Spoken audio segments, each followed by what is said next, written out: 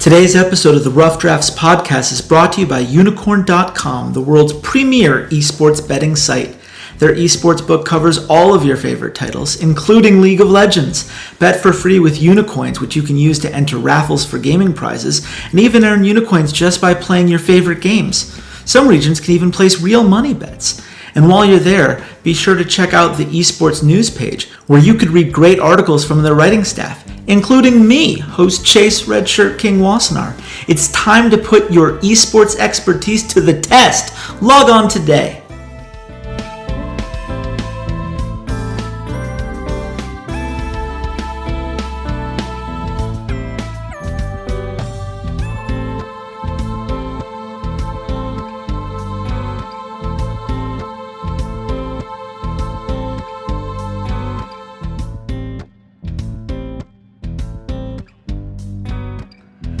Hello Internet, this is Chase RedShirtKing Wassenar, and welcome to the RedShirtKing Manifesto. We're going to be looking at Group D today as we look at Week 2 of these group stage matches here at the World Championship. I am very excited to talk to you about these today.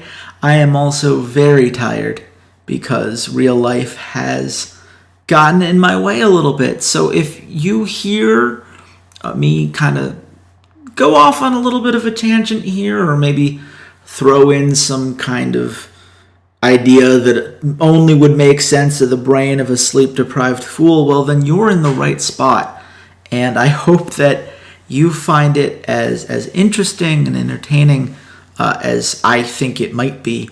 I'm going to do my best to make sure it is as insightful as it can be. Try to pack that into some really nice punches of information rather than the drawn out 40-minute to an hour episodes I've been doing here, both for my sake and for yours. But let's talk about this Group D. I think I can get away with this because 2 of the 4 teams in this group are teams that I've talked about a lot over the year. I don't necessarily know that I have too much to add to what we saw from Misfits and TSM, though there is a bit, and I will get there. But we have to start with Flash Wolves, right? As much as I really, really do not want to start with Flash Wolves, that is indeed where we have to be. And they are 0-3. And this is just the world that we live in now. As a Taiwanese fan, I am equal parts devastated and unsurprised. I thought that this is the weakest that Taiwan has looked in a while. I think that when I watched the regional finals and saw their LMS playoffs, I felt like this was a crop that had settled. You know, I feel like Flash Wolves had stopped getting better because there isn't a team underneath them that was pushing them to be better.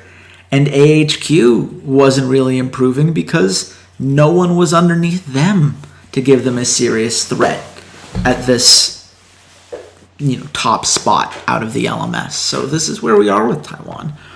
And I think the most obvious aspect of this comes from Karsa. Karsa has looked rough on the stage so far. A 1.3 KDA. I never thought I'd see the day. I genuinely don't know how to process that piece of information in my mind. This idea that Karsa, this super aggressive, super playmaking jungler, is now this guy who's become a liability. And he is a liability because his decision on when to roam and when to pick engages, it's just off. There's just some part of his brain that isn't clicking. He's making too many risks for not nearly enough reward. And it honestly, it feels like a kind of desperation move from him more often than not, where he feels like he has to do something, and so he throws himself at a bad idea because, well, I wasn't getting anything else done in the early game, and what am I if not a jungler that gets my team ahead in the early game? And maybe some of that's fixed with champion pools. I've seen a little bit more Kazakhs step up this week, which has been interesting. Obviously, we saw Graves come out of contracts. I think there are teams that have proven that early game junglers can work. And that would be better for Karsa, certainly, but I don't know if it's enough. I think that really it comes down to his pathing, where he's been much worse at getting counter jungle pressure. He's been much worse at securing key objectives within his own jungle and making sure that they can snowball off of things like this. To put in perspective just how bad they are, Flash Wolves are 13th at jungle control right now at 47.4%. Only, funnily enough, WE and then Immortals, and of all teams, SK Telecom sits at the bottom of that, and we'll get into exactly why that is and why stats can be very silly on the Group A episode. But it's not a great sign. It's when you can have that and you're winning games, then maybe there are other things we could look into. Flash Wolves aren't doing that. Flash Wolves aren't getting my benefit of the doubt. And I guess ultimately it comes down to, is Karsa doing anything that makes his teammates better? Because ultimately as a jungler, that's what you need to do. And I really don't think so. I think Maple's good. I think Maple's made some really nice counter picks. I thought he played very well into Gia in their game against World Elite. I think that given that he's gone up against Bjergsen and Power of Evil, I felt like he's hung in with those guys in each of these games. Hasn't done very well in lane. Does a lot better out of it. I feel like his mid-game roaming instincts are still very strong. And I do believe that he's had a big impact in these team fights, which is good because Betty hasn't. Betty's playing scared. And that's really not ideal. You really need somebody on your team to step up and be that second guy. And it used to be Karsa, but Karsa's off and none of his plans are working. So then it needed to be Betty, but it's not Betty because Betty is nervous and he plays like he is nervous. And we're just seeing the damage output despite being in a meta in which these scaling AD carries are constantly putting out all this damage. Betty just isn't dealing out nearly enough in these fights. He's not sticking around long enough. And it would certainly help if MMD knew how to peel for him. And that's the other guy who's been just a massive disaster, I think, for this team at this event. He's the guy tied with Karsa for that 1.3 KDA. I don't know. I feel like at this point in his career, maybe he should know not to be so extended in the side wave that he's almost certainly going to get killed. Because there's, without vision, there's no way he knows where the enemy's going to be. And, oh, look, he died again. That seems like a concern. It seems like a concern that in team fights, he always seems to flank from these weird angles that make it so that his engages aren't particularly effective. But more importantly, his ability to peel for Betty is not very existent. I think Sword Art's played fine. If you want to look at an upside as a Flash Wolves fan, Sword Art looks like he is gotten back to where he was in Season 5. A lot of concerns. Season 6 did not look great. But congratulations, we've gotten back to 2015 levels. If only the rest of the world was still in 2015, but it's not. This feels like a team that the world has passed by. And, I say this, of course, and people are, I can hear you in the comments now, like, oh yes, the reverse jinx. This is such classic chaseism, right? He has to go and salvage this as much as he can, and that means he's going to show the Flash Wolves, tell them that they're miserable and that nothing good is going to come of this so that they can turn things around. No, I don't need to reverse jinx them. There's nothing that I can say that is going to make this team better than they are.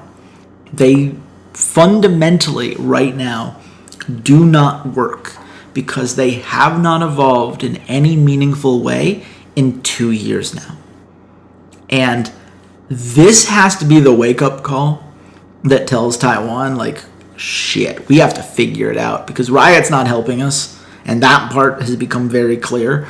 But if we don't help us, then this region might as well be a wild card region 5 years down the line or so. I don't think they're there yet. I think the people who call for a team like that to lose their major region status, I hate that argument. I think that certainly they've earned their right to be here.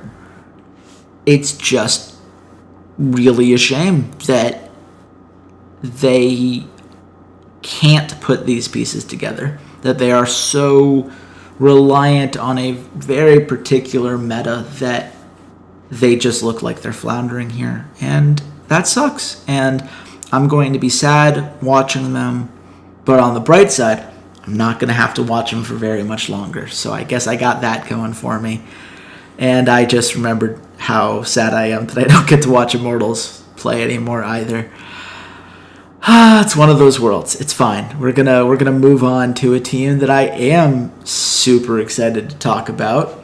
Misfits. We're there, fam. 2-1. Let's do it. I love the hype. I love seeing Hansama with the pictures of like all those empty dishes of Asian food being like, oh, look at me, I'm so fed. And I love Nasser El-Naki going up on Twitter being like, that's right, we're not here for experience. We're not here to have a good time. We're here to freaking win. I love it. Shout out to you guys. I love this energy. And I think it's something that this team is really going to need this week. And I don't mean that in like the, oh yeah, they're so screwed, they better hold on to these nice feelings while they last kind of way. I mean it in a, like, those are the moments that you fall back to when you're playing in these do or die matches and the nerves start to get to you.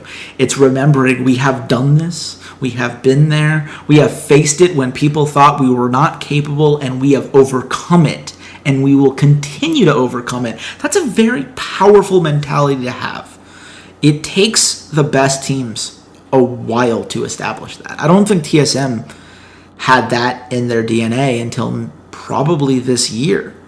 You know, this is a Misfits team that has clearly shown, in my mind, that they are here to play and that they are ready to take on whatever this group throws at them, which is good because they're going to need some help. This is a tough group. This is a tough task for them. And, you know, we look at this three-way tie. It's almost impossible to talk about any one of these teams without talking about the other two, because it's all, there's this triangle that has kind of defined these matchups. And for Misfits, their strength has a limit against Team WE, and that's their early game. Their early game is still really good. This is something that we saw develop when we were watching them in the European playoffs. So when they took this kind of stagnant early game that was turning into like, oh, please, Power V will save us in the mid game, to something that was far more aggressive, that got Maxlor more involved and tried to get some more attention down in that bot lane and really get those lanes going early such that the late game there was this payoff. And I think that they're doing a good job of that on this stage. Given how much they were crushed by Team WE in that first match that they played, I think that it's astounding that their early game rating right now sits at a 54.3. That's the fifth highest of this tournament. That boggles my mind. To me, that's such a, you look at that and you look at the fact that every single member of Misfits right now is in the positives for goal differential at 10 minutes. That's nuts. I think that they are executing across the board incredibly efficiently. And I do want to give Maxwell credit for this, because he's a guy I absolutely underrated when I did my preview for this group. I thought that he did his job, and that's what I appreciate about him in Europe, but it was going to take more than that. Turns out he can just do his job regardless of the opponent, and I just was ye of little faith. I won't make that mistake again, Max Lord. You have my attention. You had my curiosity, but now you have my attention. I really love watching him play. I love seeing these early games play out, and especially just, it's so nice to see Alfari be able to hold his own. Remember when he was a really great laner in the spring split, and then everything went wrong in the summer regular season, and then we weren't sure what the hell the summer playoffs meant for this team? Well, now, good news. We know what it means. It means that Alfari can hold his own in lane now. He's not the primary focus, and he's not going to be, but that's fine. Top lane isn't in this meta. You just need to be able to hold your own, and in a group filled with some very good top laners. 957's no joke. MMD, I mean, he's a veteran if nothing else. Haunts are obviously very good. I think Alfari's more than held his own, and that's nice. But you don't want to hear me talk about Maxlor and Alfari and Ignar. You want to hear about Hans Sama. Because Hans Sama has been the monster that has defined this team. And in my opinion, Hans Sama is the difference maker between their success that we saw against TSM and against Flash Wolves and the failure that we saw against Team WE. Because it was a system failure against Team WE. They got crushed in 26 minutes. It was not a close game. And I don't buy this whole idea of like, oh, well, that was a learning experience. They they regrouped from that and it made them stronger. I don't think it's that. I think it's a lot more simple when it comes to Misfits. Misfits are a team that needs to get their 2 carry players into positions in which they can dictate the pace of these fights. Right now, when we looked at the beginning of the summer season, Power of Evil was getting too much of a percentage of the resources. Now we're seeing it shift to Hans Sama, and I think that the more they've shifted it, the more that gold has gone his way, and it is currently Hans Sama 24.9% of his team's gold to Power of Evil's 22.8%, you can see the difference. Hans Sama's damage has been bonkers, which of course happens when you're playing a lot of late game hyperscaling champions, but it is important to note the efficiency with which he's done so. Ignar keeps him alive in lane. He keeps these roam possibilities going in the mid game that keep, that allow that scaling to keep going. And I think his execution on things like Kog'Maw has been brilliant. I think he's a really good player, and it's one of those things that I think really makes Misfits such a difficult team to pin down where they're going to go this week, because I don't know who in this group has an answer to Hans Sama in the way that I usually think of. Like, obviously Double F's a great AD carry, Mystic's a great AD carry. I'm not trying to say that they're not great AD carries, but Hans Sama right now is the one player who I would trust in that bot lane more than anyone else, that if it gets to 30 to 40 minutes, he's going to be the difference maker. When we saw in those late 30 to 40 minute fights for TSM, it was Haunser that was coming through, or it was Bjergsen that was coming through. For Team WE, Gia is such a huge part of their offense, and let's face it, WE doesn't go to the late game very often, so it's really not, they don't necessarily have that same comparison point. That's why Team WE, shortest average game time at Worlds right now at 31.2.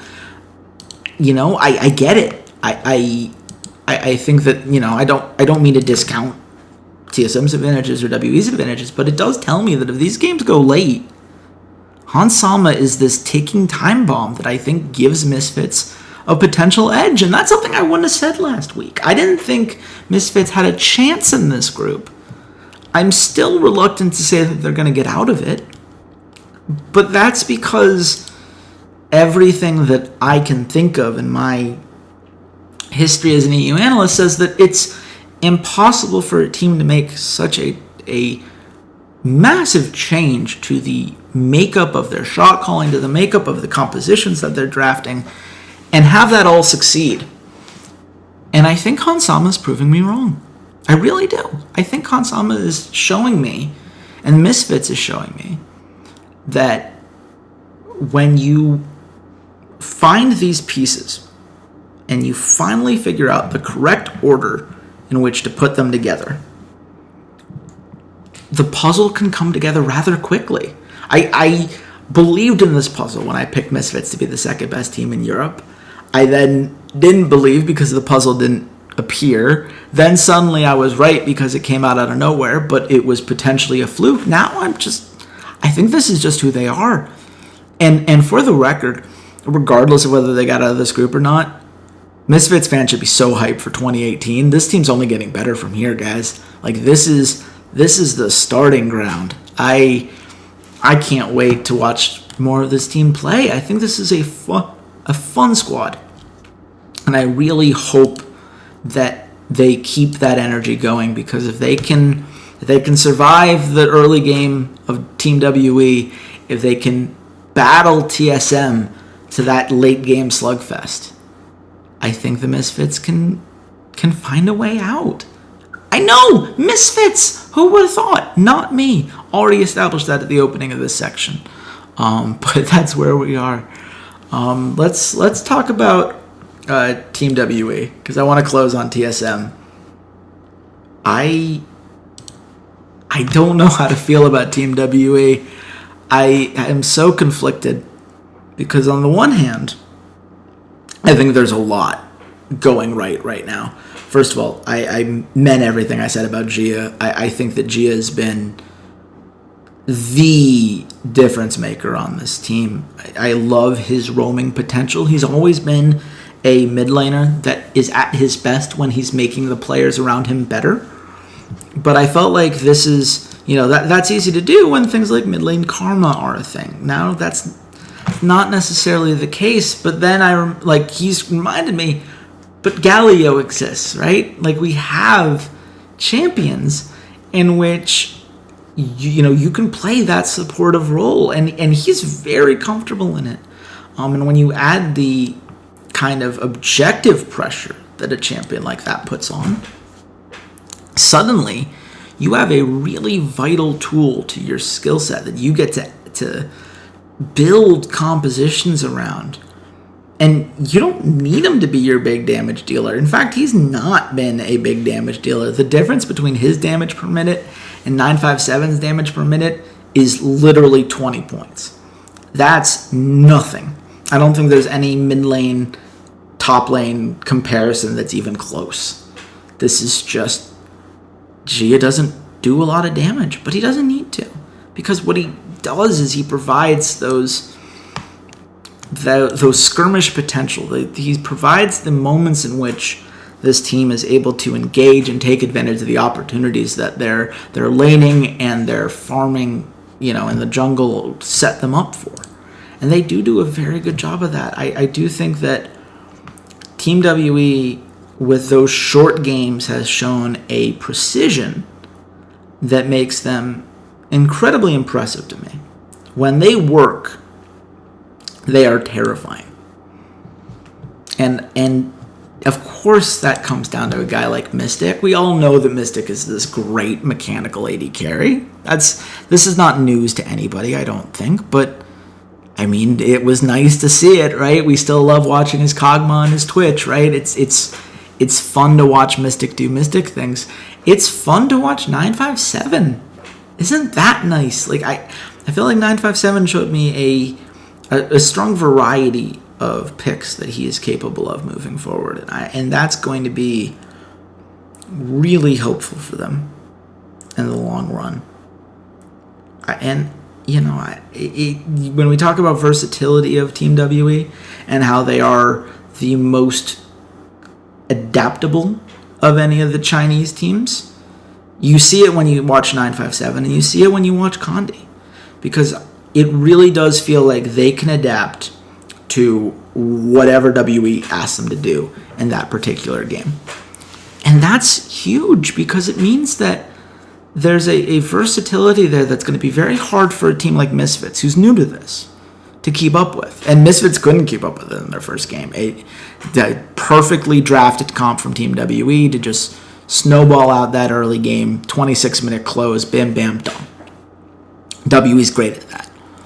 And we got to give them credit for their win against Flash Wolves, which was also pretty decisive. It felt like that was a game in which they very clearly acknowledged their openings. It got extended a little bit because of some silly steals and some, a top lane gank that went horribly wrong around this mid game. But ultimately, as soon as WE got going, they got that Baron at the 29-minute mark. That was game. They won that game in 32 minutes, despite the fact that I don't think they were winning it until maybe the 26, 27-minute mark. It's nuts. And the way in which they're able to close so quickly and so effectively, to me, is what makes them such a dangerous team. But, yeah, you knew it was coming. I'm so concerned about them in this group for the same reason I'm concerned about most Chinese teams, but especially Team WE. It is really hard to succeed when you have one strategy.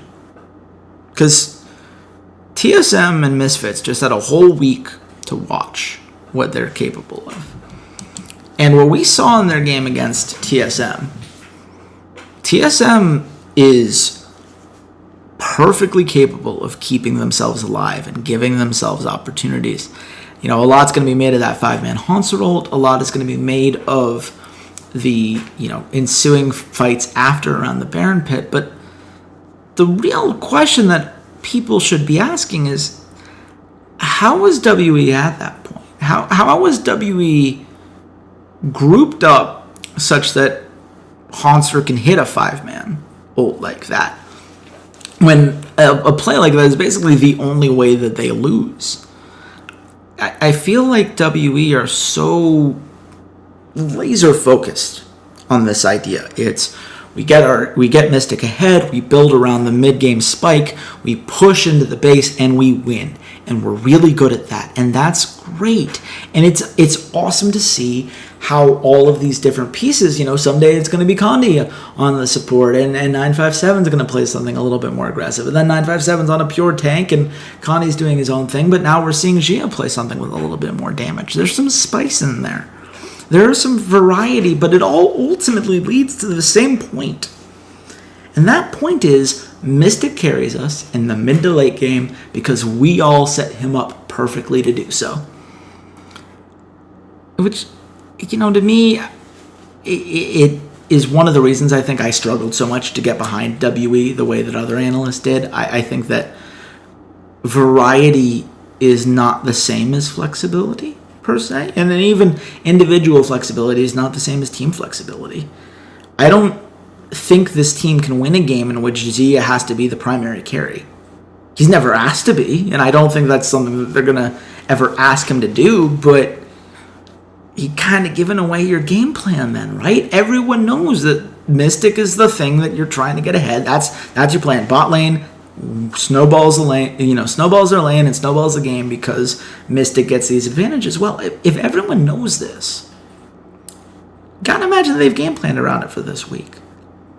Gotta imagine that they're going to try to shut that down with gank after gank after gank and say, okay, WE, what else you got? Is it just that Mystic's so good that he's going to be able to, endure all of that and still carry? Possibly. I think that's a very hard way to go if you're going to try to win enough games to escape this group with two really talented teams at your heels. Perhaps you're thinking to yourself, oh, well, maybe, it won't matter. We'll send all this attention at Mystic, and then it doesn't pay off. And then what? You're right. You wasted all this time and energy. Clearly, this was proof that, WE will handle all of this just fine. And maybe they will. I certainly think that Gia and Condi can play enough different combinations of things that there's no one perfect way to shut down Mystic. But I do believe that any team that can shut down Mystic can get a game off of WE. And if the game goes on long enough, having only one person that the enemy team is afraid of is really tough. That's why TSM ultimately came back in that game. They were able to, once the game became, oh, well, we have to kill Mystic, but if we do, we win. That's nice. That's a manageable, meaningful goal. And I think that's where teams are going to go. And I look forward to seeing how WE can deal with that. I think people who are going to, say that I'm doubting them are going to, be very happy to tell me that WE you don't know that they have all these different ways of keeping Mystic safe and that their early game is so good that it won't matter, and that's all fine. It very well could be the case. I'm not writing WE off. There's a reason I picked them to finish first when I did my bracket. I do think that what they do, they're so good at that it maybe doesn't matter.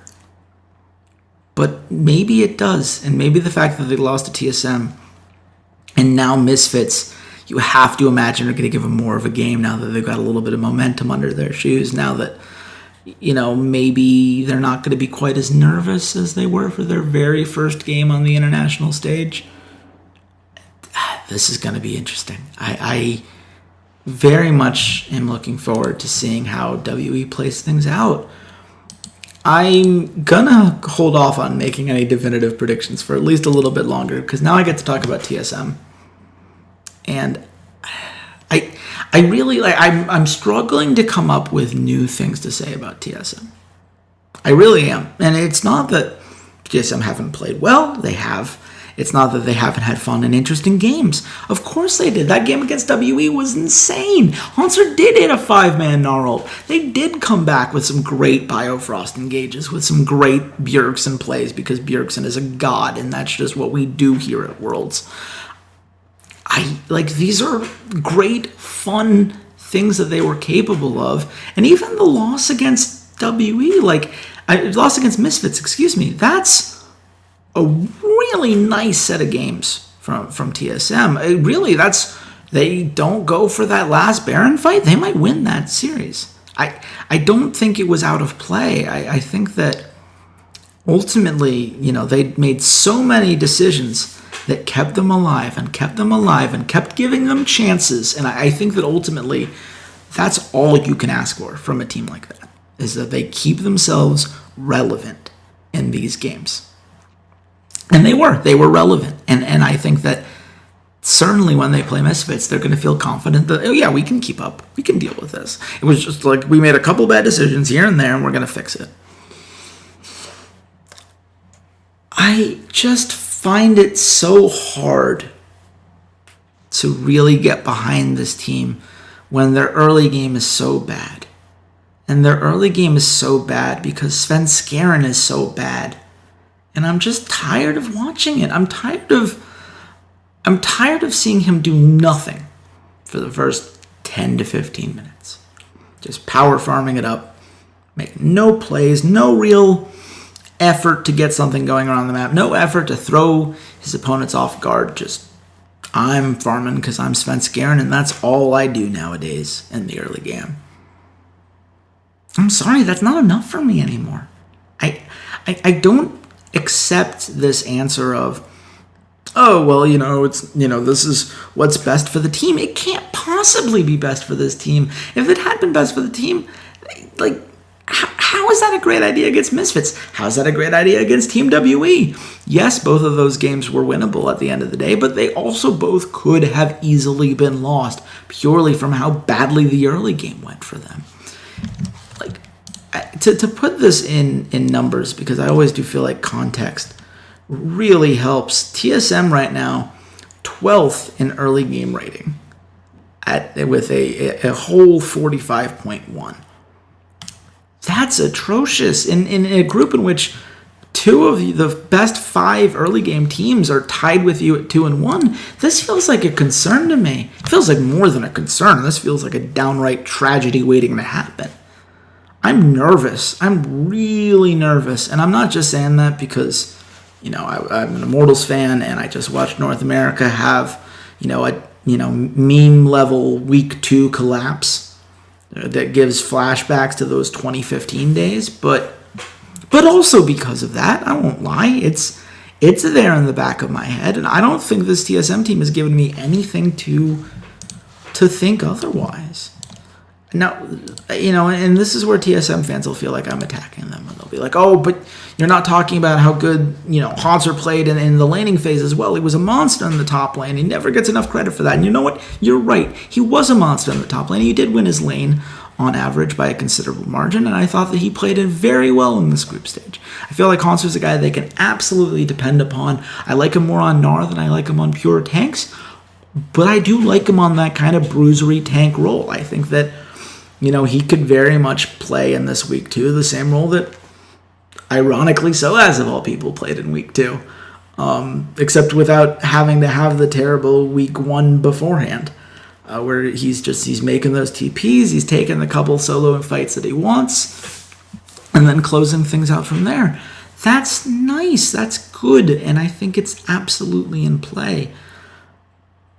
I don't mean to diminish that, as in the same way I don't mean to diminish Biofrost, whose Recon still makes my heart warm. And I don't want to diminish the fact that Bjergsen is still, in my opinion, the best Western player to ever play. And I am in awe of just how well he's able to carry the team in these late game team fights when they're fighting back from a deficit, when they are in these do or die situations. I think his leadership, his shot calling in those moments, I think has more than borne itself out. But I'm also noticing that Doublelift doesn't look very good.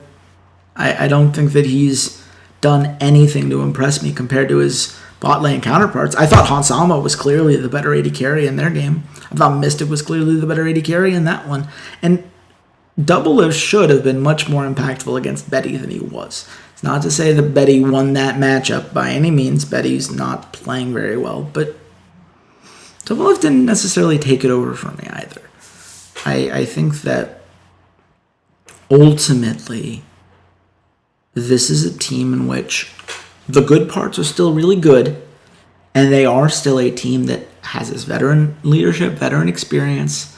They know how to handle big moments like this. And if you're going to give them a big advantage over especially Misfits going into this, full-on marathon day, TSM is going to have that understanding of what a day like this feels like.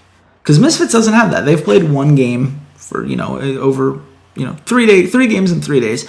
This is 3 games in 1 day against 3 different opponents, all of whom are learning from you after every single game. That's tough. It's really tough to do. And TSM knows how to do it because they've done it twice. Not necessarily particularly well, but they've done it twice. And hopefully they learned from those experiences. They definitely should have. There's no excuse this year, I'll tell you that much.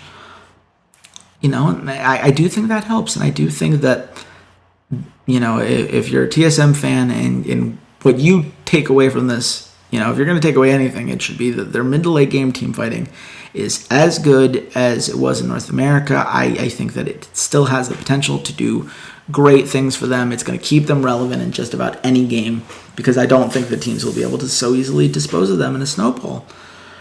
But it would be nice to not have to watch them play from behind every single game. It would be nice for Svenskeren to give me something worth watching out of the jungle for him. And it would be nice if Doublelift remembered that he's supposed to be the best AD carry in the West. It feels like those days are so long ago all of a sudden. And that's not just me saying that, right? We all remember Doublelift at the NA finals. And he said, I don't think I've had many great games recently, but I'm very happy that we won. Doublelift's not a particularly humble guy, so when that's what he's saying, I tend to believe him. I think that he feels it too. And that, to a certain extent, that awareness is good. It means that he's likely to learn from it, and, we'll see where it takes him. But it's really tough for me right now to say I 100% feel confident that TSM is going to make it out of this group because they are the better team. They're better at some things. They have a very clear set of skills. And ultimately, I think, now I have to make my prediction because now I'm actually at the end of this section. This is so tough. I really should have planned this out. I run a podcast. I could even edit this. I'm not going to. I want you guys to see the panic that I have right now. I think WE gets first. And I think, you know what? Screw it. It's more fun this way. I'm going to pick Misfits second. Screw it. TSM, I want you to prove it to me. And maybe that's dumb. I think TSM is probably more likely to get out, honestly. But I'm going to pick I'm going to trust in Misfits. Nasser Al-Naki told me to. Hansama gave me the great Asian food memes. And in my opinion, Misfits are the most fun of these 3 teams. And if I really do believe it's a toss-up, and I believe that each of these teams has given that there's 2 spots, I think they all have at least a 60% chance to go out. I'd make it maybe a 70, 65, 65 with WE getting that 70, just because I think the Mystic is that good and Gia is that good, and they understand exactly what their team does so intricately. I'd rather root for the team that's fun. And TSM is not fun to watch if you're not a TSM fan. But I dare you to watch a Misfits game as a neutral viewer and not have a smile on your face. I really like how this team's come together. Well, let's see what the casinos think. I don't think the casinos are going to agree with me. In fact, Unikrn, we need to talk. I'm seeing right now that Misfits versus Flash Wolves. Flash Wolves right now are favored at 1.58 to Misfits 2.30. So what I'm saying is bet on Misfits against Flash Wolves. Flash Wolves are garbage. Misfits is actually good. You can go ahead and believe in the hype and take advantage of Unikrn's faulty... I don't even know. How did the algorithm spit that out? My mind just broke trying to understand that one. Well, it's fine, because we're going to move on to the other Flash Wolves games real quick. Team WE, 1.52 favorites over Flash Wolves at 2.45. That makes a little bit more sense. I think maybe WE's getting not enough credit there. I don't know what we saw from Flash Wolves. It says that they're 2.45 right now, but maybe. TSM 1.58 against Flash Wolves at 2.30. So TSM and WE very close. And in fact, when you look at the line, Team WA 1.8 versus TSM 1.95. That's about as close as it gets, folks, without it being an actually even line. Neither one of these teams are giving more money back than they're taking from you, which I think is very fair. It's a very close sequence of games, but that only highlights how absurd I think these next 2 lines are. TSM 1.36 versus Misfits at 3.00. How is that not worth a flyer? You're giving me 3.00? That's plus 200 for my North American viewers. That's nuts. That's silly. There's no way that TSM probably wins this, let's say, 60% of the time.